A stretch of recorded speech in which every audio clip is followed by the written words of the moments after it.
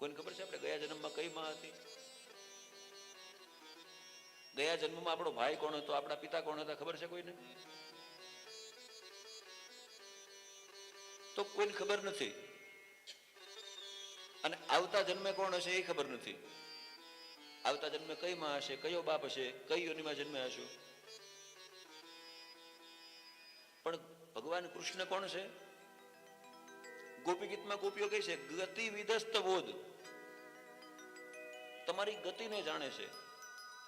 હજારો જન્મ પહેલા તમે કોણ હતા, અનંત જન્મો પહેલા તમે કોણ હતા, અને અનંત જન્મો પછી તમે કોણ હશો, આ બધું જાણે છે.